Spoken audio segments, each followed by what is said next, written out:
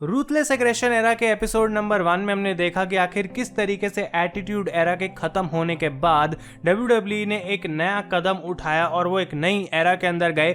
और जब कंपनी के दो सबसे बड़े स्टार्स यानी कि स्टोन कोल्ड स्टीव ऑस्टिन और रॉक कंपनी को छोड़कर चले गए थे, उसके बाद विंस मैकमैन के कंधों पर एक बहुत बड़ा बोझ था और वो था कि उनको अपना नया सिक्का खोजना है, एक ऐसा सोने का सिक्का जो कि उनकी कंपनी की तकदीर बदल सके और WWE का नया फेस बन सके। और आज हम बात करने वाले हैं इसी एक ऐसे सुपरस्टार के बारे में जो कि प्रोबेबली रूथलेस एग्रेशन एरा से बाहर निकलने वाला सबसे बड़ा सुपरस्टार था। एक ऐसा सुपरस्टार जिसको बहुत सारे लोग बुलाते हैं the greatest of all time, and I am talking about none other than John Cena. ये एपिसोड होने वाला है पूरा सीना के ऊपर गाइस, तो जो हमारा लाइक गोल है वो है 2000 का। फटाफट से आप इस वीडियो पर लाइक कर दें, एंड तक देखते रहें, चैनल पे नए हैं तो सब्सक्राइब करें और उस नोटिफिकेशन बेल को भी ऑन करना ना भूलें।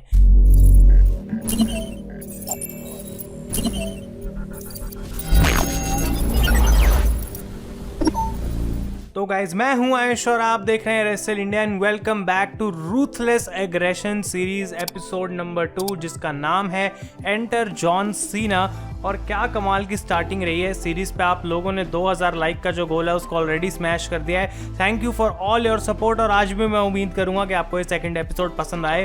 तो मैंने इस सीरीज के लिए भी जो है प्लेलिस्ट अब क्रिएट कर दी है और उसका लिंक आपको डिस्क्रिप्शन में मिल जाएगा। अगर आपने फर्स्ट एपिसोड नहीं देखा है तो डेफिनेटली आप उसको जाके चेकआउट करें। और कोशिश यही रहेगी कि हर फ्राइडे को दोपहर 2 बजे आपको नया एपिसोड देखने को मिल जाए। और जिनको नहीं पता, इसके टोटल 5 एपिसोड्स हैं और आज ये एपिसोड 2 की हम बात करने वाले हैं। तो फर्स्ट एपिसोड काफी इंटरेस्टिंग था। उसके अंदर हमने बात करी कि आखिर रूथलेस एग्रेशन एरा तक WWE पहुंची क्यों, आखिर उनको क्या क्या रीजंस थे ऐसे कंपनी में जो गलत हो रहे थे और उसकी वजह से उनको ये चेंज लाना पड़ा। अब ये जो सेकंड एपिसोड है स्टार्ट होता है गाइस, JBL बात कर रहे होते हैं कि किस तरीके से WWE की हर एक एरा में एक काफी कमाल का फेस रहा है। अब भले वो ब्रूनो सैमार्टिनो हो, हल्क होगन हो, ऑस्टिन या रॉक हो, हमेशा कोई ना कोई फ्लैग बेयरर रहा है WWE की कंपनी का। लेकिन एटीट्यूड एरा के खत्म होने के बाद 2000s में एक ऐसा समय आ चुका था जब ऐसा कोई भी WWE के पास सुपरस्टार नहीं था। और जबकि OVW यानी कि ओहायो वैली रेसलिंग जो कि WWE की डेवलपमेंटल टेरिटरी थी, उसमें कई सारे अलग अलग बड़े बड़े सुपरस्टार्स थे, लेकिन ऑब्वियसली उनमें से कोई भी फिनिश्ड प्रोडक्ट नहीं था। और हल्क होगन कहते हैं कि WWE में हमेशा से ही बहुत सारे सुपरस्टार्स तो रहे हैं लेकिन अट्रैक्शंस हमेशा बहुत कम रही हैं। तो ऐसे सुपरस्टार्स जो कि पूरी दुनिया को अपनी तरफ अट्रैक्ट करें ये बिल्कुल गिनती में आते हैं, जबकि ऑब्वियसली वैसे रोस्टर काफी बड़ा होता है। अब यहाँ पे ब्रायन गेविड्स बात करते हैं गाइस, जो कि उस समय पे हेड राइटर थे WWE के, और वो कहते हैं कि उन्होंने सबसे पहली बार जॉन सीना को एक DVD में देखा जो कि एक सुपरस्टार की थी जिसका नाम था रिको। और उस DVD में जॉन सीना बेसिकली रिको के पार्टनर बने हुए थे OVW में और उनका यहाँ पे नाम था प्रोटोटाइप। तो इस पूरे एपिसोड में जॉन सीना भी अपना रिव्यू दे रहे थे और वो पोस्ट ओपिनियन में काफी सारी स्टोरीज बता रहे थे। और यहाँ पे वो कहते हैं कि उस समय पे OVW लोडेड था इनक्रेडिबल टैलेंट से, जैसे कि Shelton Benjamin, Randy Orton, Brock Lesnar, Batista. और यहाँ पे गेविड्स बताते हैं कि इन सारे सुपरस्टार्स में से जॉन सीना सबसे क्लोज लग रहे थे फुल पैकेज की, अगर हम बात करें कि इस सुपरस्टार में सब कुछ है। और वो यहाँ पे कहते हैं कि ये बंदा लड़ भी सकता था, इसकी लुक भी अच्छी थी और ये अच्छे प्रोमोस भी कट कर सकता था, बेसिकली ये सब कुछ कर सकता था। और बटिस्टा यहाँ पे कहते हैं कि सीना OVW में ही उनको एक स्टार जैसी फीलिंग देते थे।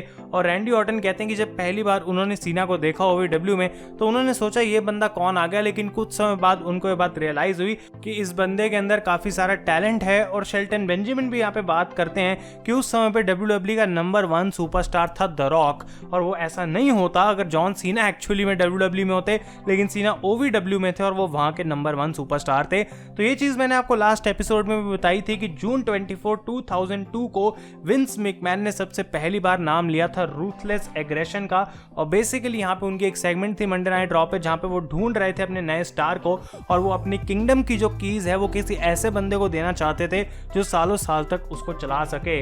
और जॉन सीना कहते हैं जब उन्होंने अनाउंसमेंट सुनी विंस मैकमैन की तो वो काफी ज्यादा इससे शॉक हो गए थे, क्योंकि उनको लगा कि ये अपॉर्चुनिटी मैं ग्रैब कर सकता हूँ। और गैज यहाँ पे कहते हैं कि ये प्रोमो में हम विंस मैकमैन की एक्चुअली पैशन देख सकते थे कि कितने सीरियस थे वो इस बात के लिए कि उनको एक ऐसा स्टार चाहिए था जो उनकी कंपनी चला सके, और एक बहुत बड़ा काम था, जैसे कि मैंने आपको इंट्रो में बोला, ये एक बहुत बड़ा बोझ था विंस मैकमैन के कंधों पे।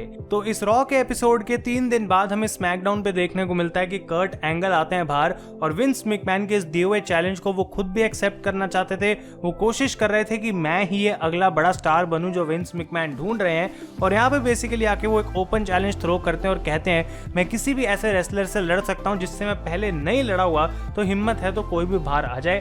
तो उस समय सिचुएशन कुछ ऐसी चल रही थी कि जॉन सीना लाइव इवेंट्स में रेसल करते थे मंडे नाइट रॉ पे, और वो कुछ खास गलतियां नहीं कर रहे थे, मतलब काफी इंप्रेसिव लग रहे थे, और ऑब्वियसली उनका OVW वाला बैकग्राउंड भी था, तो इसके लिए यहाँ पे जॉन सीना को एक चांस दिया गया। और ब्रूस प्रिचर्ड कहते हैं कि अगर तुम रिंग में जाके कर्ट एंगल के साथ सरवाइव कर सकते हो तो तुम किसी के साथ भी सरवाइव कर सकते हो। और जॉन सीना यहाँ पे रिमेंबर करते हैं अपनी सबसे पहली कॉन्वर्सेशन जो बैक स्टेज उनकी विंस मैकमैन के साथ हुई।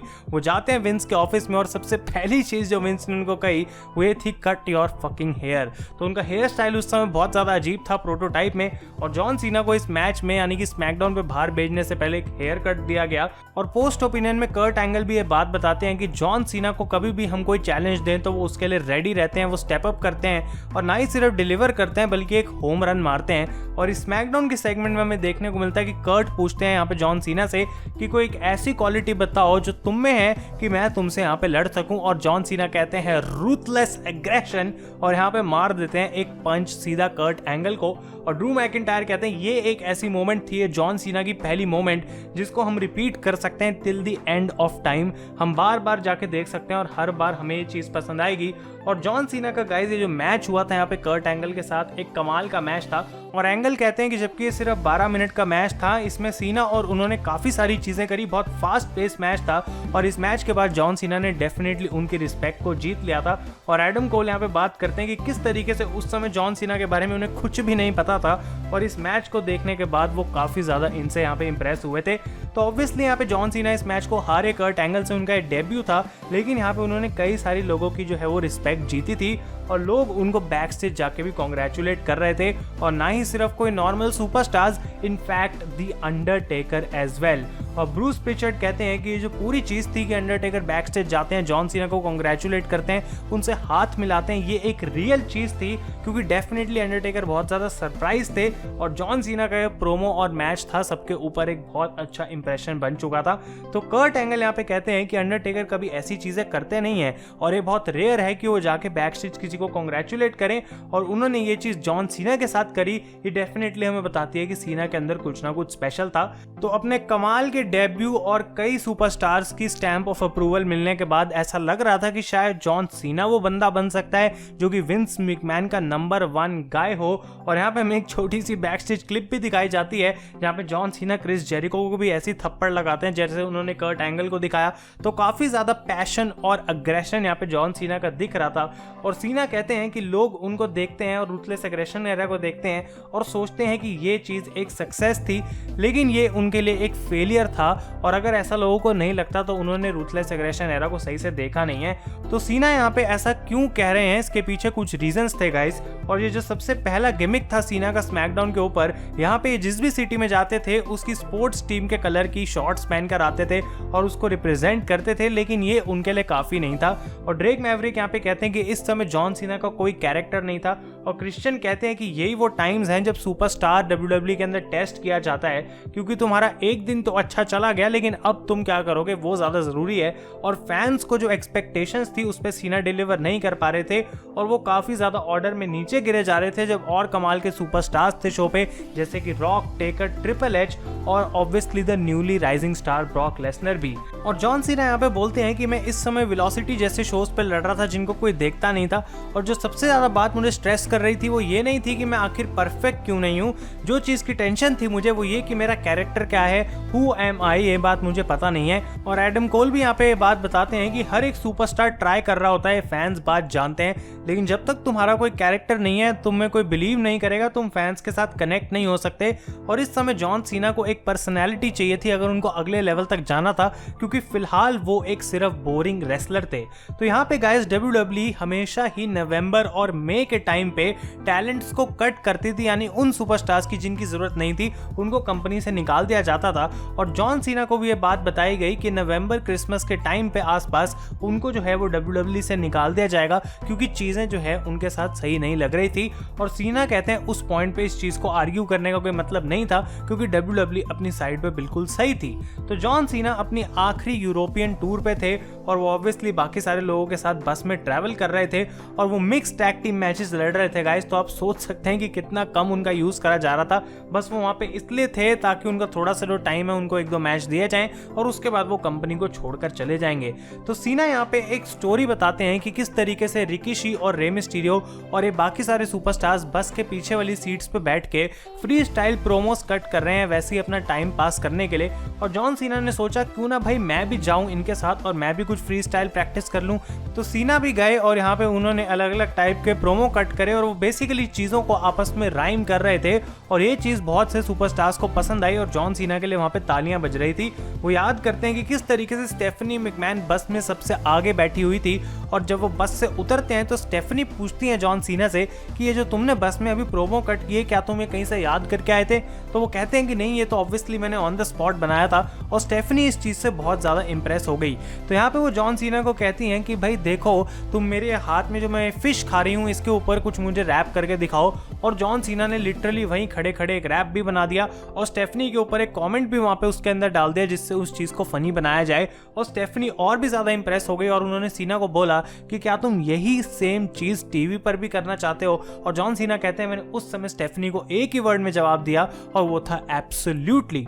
तो ब्रूस प्रिचर्ड कहते हैं कि अगर जॉन सीना ऐसे रोस्टर को एंटरटेन कर सकता है बैक स्टेज तो ये फैंस को भी ऑब्वियसली कर सकता है, हमें इसको एक मौका देना चाहिए। और अक्टूबर 31 की स्मैकडाउन इन द ईयर 2002 जो कि हैलोवीन एडिशन था, जॉन सीना का पूरा करियर यहाँ पे ऑन द लाइन था, क्योंकि उनको अब यही फ्री स्टाइल रैप लोगों को सुना के भी खुश करना था। अगर वो खुश हो जाते तो उनका करियर शायद यहाँ पे बच सकता था।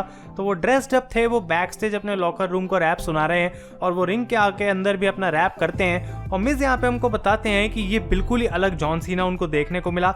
और एडम कोल कहते हैं कि इतना अग्रेशन सीना के अंदर उन्होंने पहले कभी नहीं देखा था। तो यहाँ पे अपने आप को इंट्रोड्यूस करते हैं एज डॉक्टर ऑफ थगनॉमिक्स। और इस गिमिक के अंदर गाइस जॉन सीना अलग अलग टाइप के आउटलैंडिश क्लोथ्स पहनते थे ताकि लोग जब उनको देखें तो उनको कुछ डिफरेंट सी फील आए और कुछ ऐसा जो कि सिर्फ जॉन सीना के साथ ही लोग देख सकें। वही चीज वो करना चाहते थे, कुछ यूनिक करना चाहते थे और ये चीज ने हेल्प करी कि लोग जॉन सीना के साथ थोड़ा सा रिलेट होना शुरू हो गए थे। और वो अब साइंस लेके आ रहे थे डॉक्टर ऑफ थगनॉमिक्स के, वो सीना की तरह ड्रेस हो रहे थे। और ड्रेक मैवरिक कह रहे थे कि पहले जॉन सीना में कोई कैरेक्टर नहीं था, लेकिन ये ऐसा जॉन सीना था जो कि मुझे हंसाता था और मुझे बहुत पसंद था, क्योंकि सीना का जो रैप स्टाइल था गाइस वो ऐसा नहीं था कि सिर्फ आके बस रैप कर रहे हैं। वो बिल्कुल अलग अलग स्टाइल के सार्कास्टिक प्रोमोस कट करते थे और डेफिनेटली लोगों को ये चीज बहुत ज्यादा पसंद आ रही थी। तो सीना यहाँ पे पोस्ट ओपिनियन में कहते हैं कि ये जो मुझे मौका मिला उस समय पे स्टेफनी मैकमैन की तरफ से अपने आप को बिल्कुल फ्रीली जाके WWE यूनिवर्स के सामने पेश करना, इसके लिए मैं बहुत ज्यादा ग्लैड हूँ। और जबकि ये एक बहुत लंबा प्रोसेस होने वाला था मेरे करियर में, लेकिन मैं खुश था उस समय पे कि हमने एक सही स्टेप लिया है इन द राइट डायरेक्शन। तो फैंस जो हैं धीरे धीरे जबकि सीना को स्टार्ट करना शुरू कर रहे थे गाइस, ऑब्वियसली उनको बैक स्टेज एक मिक्स्ड रिएक्शन यहाँ पे मिल रहा था। और क्रिश्चियन कहते हैं कि हमेशा ही WWE लॉकर रूम में बैक स्टेज थोड़ी बहुत जेलसी रहती है कि इस बंदे को चांस क्यों मिल रहा है, इस बंदे को ये पर्टिकुलर चीज करने को क्यों मिल रही है, जबकि मैं यहाँ पे अपने मौके के लिए वेट कर रहा हूँ। और कर्ट एंगल कहते हैं कि उस समय मैं हर एक चीज में इतना अच्छा था कि मुझे कॉन्फिडेंस था कि मैं विंस मैकमैन का वो टॉप गाय बन सकता हूं, लेकिन ये यंगस्टर जॉन सीना नाम का आके मेरी जगह ले रहा है। तो सीना यहाँ पे कहते हैं कि कभी भी उनको इस बात से ज्यादा फर्क नहीं पड़ता था कि बाकी लोग उनके बारे में क्या सोचते हैं, क्योंकि हमेशा आपको कोई ना कोई हेट करता रहेगा और वो इस वजह से होता है क्योंकि वो अपने आप के लिए इनसिक्योर फील कर रहे हैं। लेकिन यहाँ पे सीना ने अपना फोकस कंटिन्यू रखा और जो उनको काम करना था उसके ऊपर वो ध्यान दे रहे थे गाइस। तो पहला मौका जो विंस मैकमैन ने सीना को दिया था उनका डेब्यू, वो तो उन्होंने कुछ खास करा नहीं और उसके बाद वो फेल हो गए थे। लेकिन ये जो दूसरा डॉक्टर ऑफ थगनॉमिक्स वाली चीज थी ये काफी कमाल की चल रही थी और जितनी भी बैक स्टेज नेगेटिविटी सीना को मिल रही थी उसके बावजूद फैंस के बीच में वो काफी ज्यादा पॉपुलर हो रहे थे और वो काइंड ऑफ एक नया फेवरेट टॉय बन गए थे, क्योंकि हर हफ्ते वो प्रीवियस हफ्ते से बेटर परफॉर्म कर रहे थे। तो इस समय गाइस जॉन सीना की फाइट जो है वो बिग शो से होने वाली थी एट रेसलमेनिया 20, और इस समय भी जो है वो लोग बैकस्टेज सीना से बिल्कुल खुश नहीं थे। और बिग शो यहाँ पे कहते हैं कि कई सारे सुपरस्टार्स ने आके उनको एक बात बोली कि भाई तुम जॉन सीना से मत हारना, तुम्हारा करियर जो है वो बिल्कुल बर्बाद हो जाएगा। और सीना कहते हैं कि कई सारे सुपरस्टार्स बिग शो के पास गए थे बोलने उनको कि तुम इस बंदे से मैच मत लड़ो, इनसे फ्यूड मत करो, क्योंकि जॉन सीना को अपने बिजनेस की कोई रिस्पेक्ट भी नहीं है। लेकिन बिग शो ने उन सभी बंदों को बोला कि वो गलत हैं, और ऐसा इसलिए उन्होंने कहा क्योंकि यहाँ पे वो हमें पोस्ट ओपिनियन में बताते हैं कि जॉन सीना हमेशा से उनको पसंद थे, क्योंकि उनके अंदर उन्हें हंगर दिखता था कि ये बंदा इस बिजनेस में सक्सीड करना चाहता है। और वो कहते हैं जब रेसलमेनिया 20 में जॉन सीना ने मुझे उठाया मैच की फिनिश के लिए, तो वो मोमेंट वो थी जब लोग पागल हो गए थे पूरे तरीके से अरीना में, और ऑब्वियसली वही जो है वो प्रोड्यूस यहाँ पे करना चाहते थे। तो जॉन सीना ने बिग शो को उठा के एक एटीट्यूड एडजस्टमेंट यानी कि FU लगाया और यूनाइटेड स्टेट्स चैंपियनशिप को जीत लिया। और एडम कोल कहते हैं कि ये मोमेंट वो कभी भूलेंगे नहीं, क्योंकि मैडिसन स्क्वायर गार्डन था और ऊपर से सीना जब जीते तो लोग बिल्कुल पागल हो गए थे। और गाइस अगर आप इस पूरी मोमेंट को रिलीव करना चाहते हैं तो मैंने रेसलमेनिया रिवाइंड के अंदर अपना रेसलमेनिया 20 का भी रिव्यू करा हुआ है। एक कमाल की रेसलमेनिया थी, तो आप अगर वो चेकआउट करना चाहते हैं उसका लिंक मैं आपको डिस्क्रिप्शन में दे दूंगा। लेकिन सीना ये कहते हैं कि मैडिसन स्क्वायर गार्डन में US चैंपियनशिप जीतना उनके लिए कमाल की मोमेंट थी। और यहाँ पे एक वो स्टोरी बताते हैं कि उनकी गाड़ी इस शो में एक पब्लिक पार्किंग स्पेस में पार्क थी, और वो US टाइटल के साथ जब जा रहे होते हैं तो बिल्कुल नॉर्मल लोगों की तरह वो जा रहे हैं गाड़ी में। और ये चीज उनको यहाँ पे याद दिला रही थी कि भाई तुम्हें अभी ग्राउंडेड रहना है, आसमान में नहीं उड़ जाना कि तुम यूनाइटेड स्टेट्स चैंपियनशिप जीत गए हो रेसलमेनिया में। तो सीना की रेसलमेनिया 20 तो काफी अच्छी रही, लेकिन WWE के लिए कुछ प्रॉब्लम्स थी, क्योंकि इंडस्ट्री के सबसे दो बड़े स्टार रॉक और ऑस्टिन का ये आखिरी मेन इवेंट शो था। और surprisingly the ever rising star Brock Lesnar भी इस रेसलमेनिया के बाद कंपनी छोड़कर चले गए, और उन्होंने मिक्स मार्शल आर्ट्स में अपने करियर बनाने के लिए डिसाइड करा।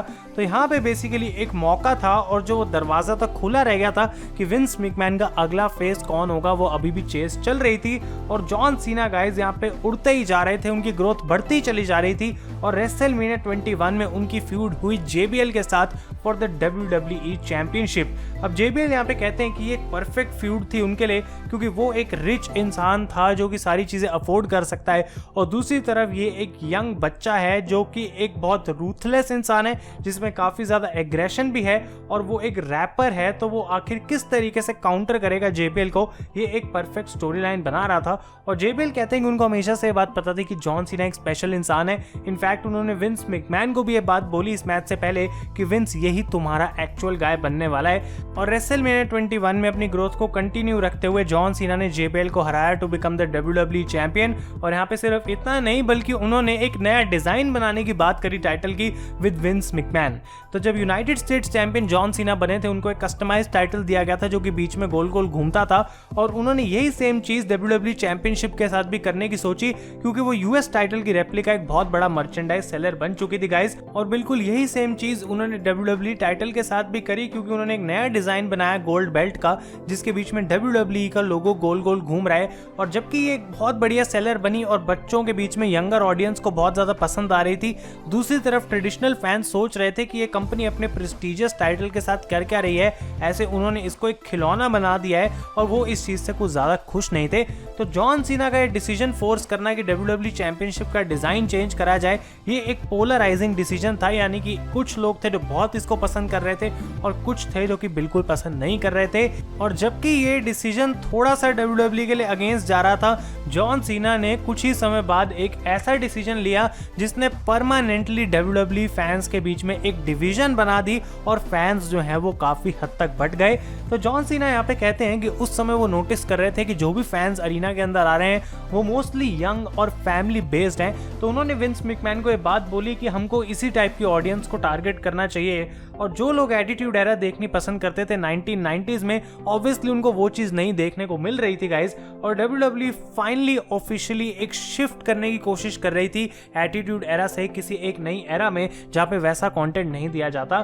तो जिम कॉर्नेट हमको यहाँ पे बताते हैं कि जॉन सीना को हमेशा ही एक बहुत ज्यादा बड़ा रिएक्शन मिलता था। अब चाहे वो चीयर्स हो या फिर बूज हो, इससे फर्क नहीं पड़ता। कुछ लोग स्पेसिफिकली जाते थे अरीना के अंदर ताकि वो जॉन सीना को बू कर सकें, लेकिन दूसरी तरफ किड्स और यंगर ऑडियंस थी तो कि जॉन सीना को बहुत पसंद करती थी, उनकी बहुत सारी मर्चेंडाइज खरीदती थी जो कि WWE के लिए कमाल की बात थी। तो ये गाइस जॉन सीना की एक ऐसी क्वालिटी थी जिसने उनको एक स्टार के अंदर कन्वर्ट करा, क्योंकि उस समय पे गाइस या तो फैंस उनको बहुत ज्यादा पसंद करते थे या फिर बिल्कुल ही बुरे तरीके से हेट करते थे। और लिटरली WWE की हिस्ट्री में पहला ऐसा WWE चैंपियन बना जिसको इतना ज्यादा मिक्स्ड रिएक्शन मिलता है गाइस। और जब सीना को ट्रिपल एच के अगेंस्ट बुक करा गया एट रेसलमेनिया 22, तो ये जो फैंस के बीच का डिवाइड था ये और भी ज्यादा परमानेंट होना शुरू हो गया। और सीना यहाँ पे कहते हैं कि इस समय सारी चीजें ऑपोजिट डायरेक्शन में जा रही थी और उनके लिए जबकि JBL एक परफेक्ट विलन था, ट्रिपल एच दूसरी साइड पे एक बहुत कूल कैरेक्टर था। और जो लोग थे 90s के वो ट्रिपल एच को बहुत पसंद करते थे और कुछ जो यंगर फैंस थे, जो नए फैंस थे, वो सीना को पसंद कर रहे थे। और इसकी वजह से एक लाइन ड्रॉ हो गई थी बिटवीन द फैंस, यानी कि कुछ हैं जॉन सीना के सपोर्टर्स जो उनको पसंद करते हैं और दूसरी तरफ हैं उनके हेटर्स। और इसी चीज का प्रूफ देने के लिए सीना याद करते हैं रेसलमेनिया 22 से एक रात पहले हॉल ऑफ फेम की, जब उन्होंने इंडक्ट करा था सेलिब्रिटी विंग में guys William the refrigerator Perry को। और याद करते हैं जब वो बाहर गए तो फैंस वर चैंटिंग FU सीना। लेकिन सीना कहते हैं कि विंस मैकमैन ने उनको बोला कि भाई तुम एक स्माइल रख के बाहर जाओ और तुम किसी तरीके से इसको मैनेज करो। और उन्होंने गाइस यहाँ पे बेसिकली बाहर जाके फैंस को एक्नॉलेज करा कि वो जो बात कर रहे हैं वो बिल्कुल सही है, लेकिन रेसलमेनिया 22 की एक्साइटमेंट में वो ऐसा कर रहे हैं। तो सीना कहते हैं जो मोमेंट थी वो इस समय बहुत ज़्यादा नर्वस तो थे, लेकिन उनको ये सीखने को मिला कि आखिर किस तरीके से फैंस के साथ उनको डील करना है। और अगर फैंस उनके बारे में कुछ उल्टा सीधा चैंट कर रहे हैं तो उनको वो अगर एक्नॉलेज करेंगे तो फैंस शायद चुप हो जाएंगे, लेकिन अगर नहीं भी होंगे तो ओवरऑल रिएक्शन मिलेगा और उसकी वजह से जो शो है वो काफी कमाल का हो सकता है। तो अप्रैल 2006 रेसलमेनिया 22 की ये बात है जब जॉन सीना ने टैप आउट करा दिया था ट्रिपल एच को, और ये अभी तक की उनकी करियर की सबसे बड़ी विक्ट्री बन चुकी थी। और इस मोमेंट पे गाइस ऑफिशियली जॉन सीना को हम कह सकते हैं कि WWE ने टॉर्च पास कर दी थी। लेकिन इस चीज को बुक करते समय उनके मन में एक सवाल था कि किस तरीके से और क्या जॉन सीना इसको कैरी कर पाएंगे या फिर नहीं। तो रेसलमेनिया 22 के बाद सीना की पॉपुलैरिटी और भी बढ़ती चली गई। लिटरली जो ग्राफ था वो सीधा ऊपर जा रहा था और अब वो सिर्फ मंडे नाइट रॉ या स्मैकडाउन पे नहीं अपीयर हो रहे थे, बल्कि पूरी मीडिया में हर जगह छाए हुए थे। तो आप टॉक शोज की बात कर सकते हैं, अवार्ड्स की बात कर सकते हैं, उनकी सबसे पहली हॉलीवुड मूवी जिसका नाम था मरीन उसकी बात कर सकते हैं। और ये एक ऐसा इंसान है जिसको ब्रायन गेविट्स बुलाते हैं the master of no sell, यानी कि ये कभी पता नहीं लगने देते थे कि इनकी हालत खराब है या फिर इंजर्ड हैं या फिर इन्हें बहुत थके हुए हैं। इनको पूरा दिन काम करने के बाद भी अगर कोई काम दिया जाए तो ये ऐसे थे कि हाँ मैं इस चीज़ को करने के लिए रेडी हूँ। और इस समय पे बेसिकली उनका एटीट्यूड ऐसा हो गया था कि भाई कुछ भी आ जाए, अगर मेरे लिए पर्सनली वो अच्छा है या फिर WWE के लिए अच्छा है तो वो मैं करूँगा। और यहाँ पे हमें उनके 2007 की इंडिया टूर की छोटी सी एक फुटेज दिखाई जाती है जब वो मुंबई में आए थे अपना WWE टाइटल लेके, which was an amazing crowd at that time.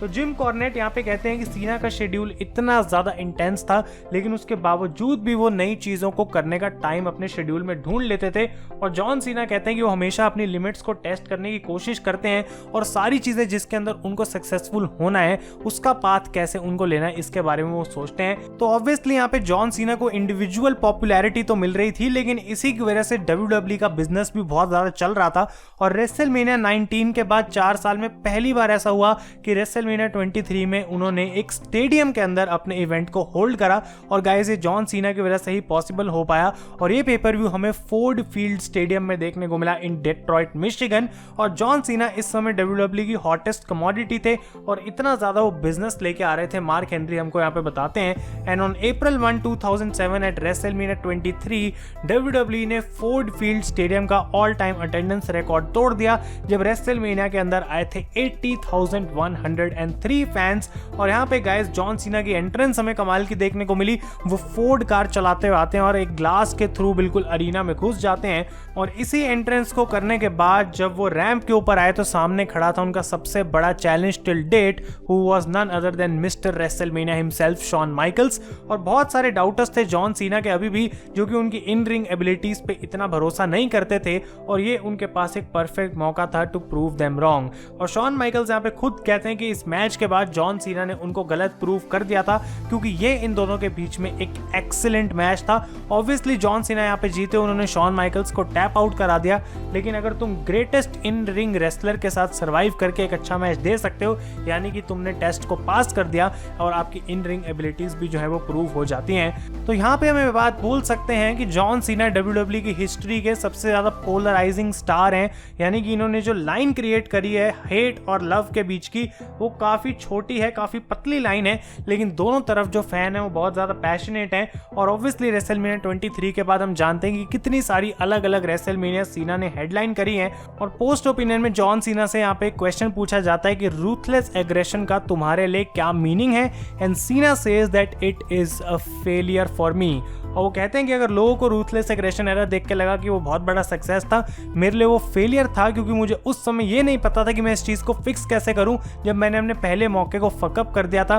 लेकिन मुझे इतना ज़रूर पता था कि मैं फेल हो चुका हूं और मुझे वो चीज़ फिर से रिपीट करनी नहीं थी। और वो कहते हैं वो कभी भी ओवर कॉन्फिडेंट नहीं हुए और हमेशा उनको पता था कि there is room for growth. और वो कहते हैं कि WWE ने उनको वो पैशन दिया, उनको बहुत सारी चीज़ें दी, लेकिन डैम श्योर उनको हर दिन वो काम करना पड़ा ताकि वो उस अपॉर्चुनिटी को अर्न कर सकें, और जो फेम उनको मिली, हर चीज जो उनको मिली, वो उसको अर्न कर सकें। और उन्होंने WWE को अपनी लाइफ बनाया और उस लाइफ ने उनको सब कुछ वापस भी दिया। और जॉन सीना एक ऐसा सुपरस्टार है जिसने उस मोमेंट पे स्टेप अप करा जब WWE को अपने अगले फेस की सबसे ज्यादा जरूरत थी। और हल्क होगन यहाँ पे कहते हैं कि सीना ने WWE को अपने से आगे रखा और एक ऐसा काम करा जो कि बहुत से superstars, 99% of the superstars in that roster are not able to do. और यहाँ पे सीना ने WWE को ग्रो करने की मदद करी और सिमिलर तरीके से WWE ने हेल्प करा जॉन सीना को इंडिविजुअल फेम लेने के लिए।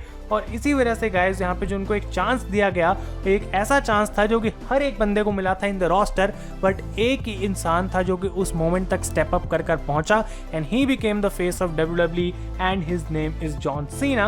और यहाँ पे गाइस इसी वजह से बहुत से लोग उनको कहते हैं the greatest wrestler of all time. तो ये है episode number 2 of ruthless aggression series. Guys अगर आपको ये वीडियो पसंद आई है लाइक करें। अगली वीडियो होने वाली है एवोल्यूशन के बारे में, जो कि एक एब्सोल्युटली अमेजिंग एपिसोड रहेगा अपने आप में। तो अगर आप उसके लिए इंटरेस्टेड हैं, बने रहें चैनल पे। Thank you so much for watching. Like कर दें, डेफिनेटली शेयर करें अपने फ्रेंड्स के साथ। मैं हूं आयुष और आप देख रहे हैं रेसल इंडिया।